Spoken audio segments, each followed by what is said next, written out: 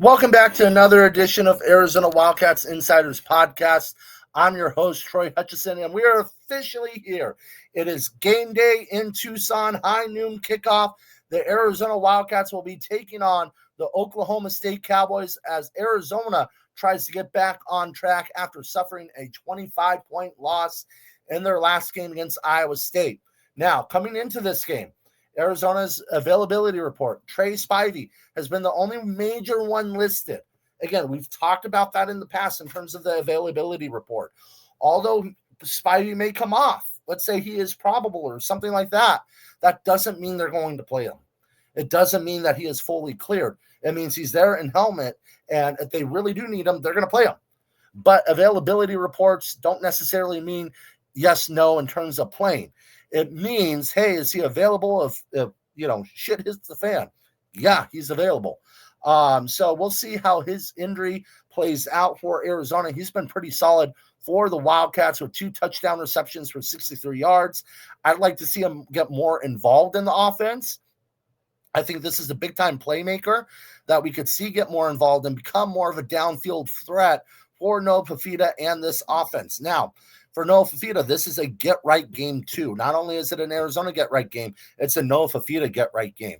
Yes, he completed 67% of his passes against Iowa State, which was second completion percentage this season outside of the Weber State game. Yes, he threw for nearly 300 yards or over 300 yards. Yes, he threw for 2 touchdown passes, but he had 2 bad interceptions. One was more about the drag route, not running the proper route with aggression and caused the interception.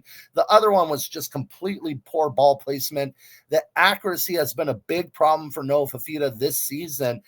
Even in completions, he's throwing behind receivers and causing receivers to stop mid-route to catch the ball. If he hits them in stride, you're talking about 10, 15, 20-plus yard pickups. So you need more explosive plays out of the offense. I think the offensive line has been pretty solid. We're going to see Rhino Tapatoa be a little bit more game ready to go. He played a good game against Iowa State. Let's see if he can progress there. In terms of the rest of the offense, Kedrick Ricino was listed as available last game, but didn't play at all, was suited up, but didn't play. Let's see if he gets involved with the offense against Colorado. Wow. If I could talk correctly, against Oklahoma State as the Cowboys come to town. Still with Kedrick, in my opinion, Ishmael Mahdi is going to get the bulk of the carries. He's been one of the best running backs in the country.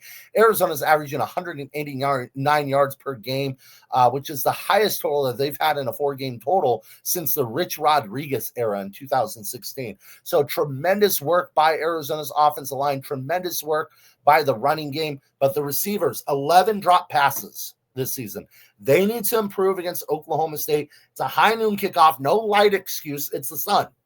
It's the sun. You should be used to catching the ball in the sun. Last time I checked, you should be used to it. So they can't have those drop passes because it's only hurt Noah Fifita in the passing game. I'd like to see Seth Daye go back to more of a run-oriented game. I know Iowa State kind of got out of hand and it dictated what you're going to do to try to catch up in the game.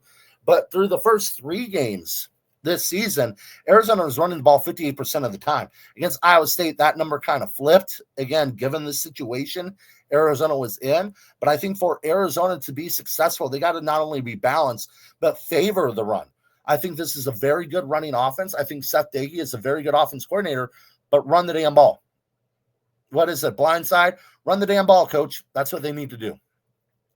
Now, defensively, you look at Arizona, I think, again, still one of the best secondaries in the country. I think it's the best secondary in the Big 12. They got shredded last week against Iowa State. Rocco Beck threw for 243 yards, completed 70% of his passes, no passing touchdowns. But you're talking about 6 explosive plays through the air.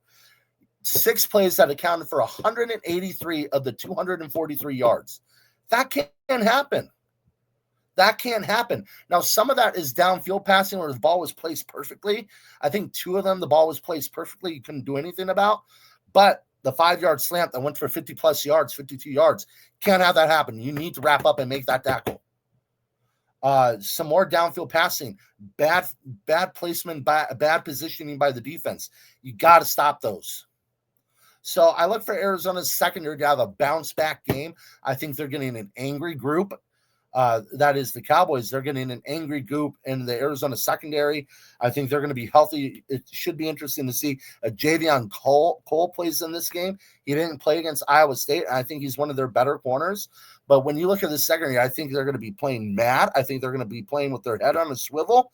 And it's going to be a good game for that Arizona secondary. Now, defensive line. Yes, the rushing numbers were not incredible for Iowa State. I think they averaged around 3.1 yards per carry. At one point, it was 1.8.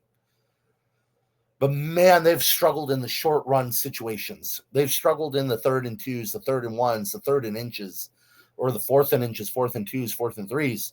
You got to stop those. That's extended drives several times. You got to find a way. Again, it's difficult. I'm not saying it's easy. It's not going to be easy. But you got to find the way. And that's the difference between an elite defense and just a good defense. Now, is Arizona an elite defense? No.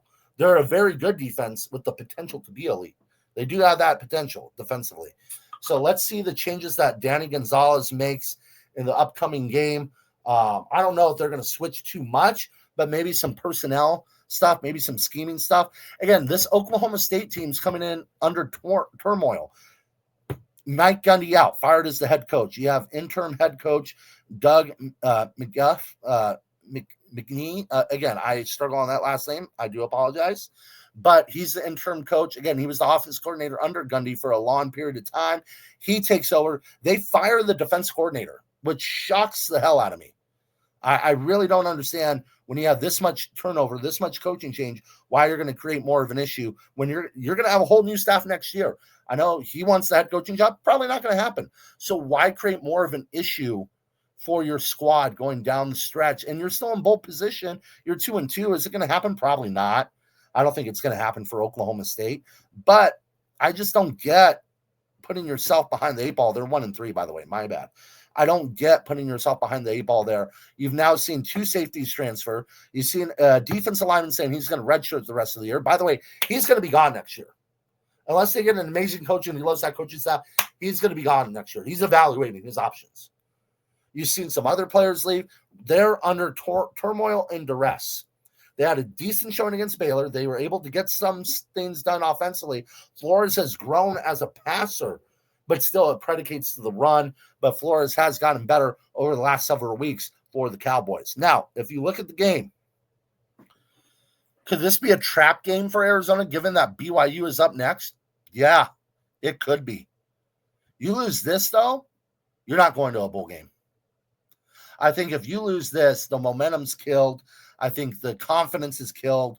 I think you're going to have a fan base at your throat. You're not going to a bowl game. So that puts all the pressure on this game in terms of a must-win game. This is a must-win game for Arizona. I'll say it is a must-win game. So as you look at this game, you look at the situation, you look at how Arizona's progressed and degressed, and you look at where Oklahoma State is as a program, I like the Wildcats in this game. Not sure what the spread is. I haven't really looked. I like the Wildcats in this game. I like them a lot. I think they're going to be very good in this game. I like Arizona 42-17. I like the offense clicking. I think the defense rolls. Oklahoma State may get a touchdown late to make it a little bit closer there. I think it could be 42-10 at one point. But I like Arizona in this game. They get that 4th win of the season. They're 2 wins away from a bowl game. I have them going to the Sun Bowl against North Carolina State. I think the Wildcats get it done at home, high noon kickoff over Oklahoma State, get that 4th win of the year, and then they start the prep for BYU, which is a 5 o'clock primetime kickoff, Tucson, Arizona. You're going to have a ranked BYU team, most likely if they take care of business, and a 4-1 Arizona team with both teams looking to make a statement here in Tucson. So, again, follow us, Arizona Wildcats on SI. Go ahead and follow that website or our Twitter account at Arizona Wildcats on SI, or follow me, Troy Hutchison, at THutch1995. We will have more wall-to-wall coverage for game day. We'll have a recap. We'll have our game thread, our social media reaction. We'll have the watch video from what Brennan just said after following the game, and our 3 takeaways as a group from the day, from the game, as we get you ready for kickoff, and we have you fully covered for kickoff. Again, be sure to check us out, Arizona Wildcats on SI, and we'll see you next time.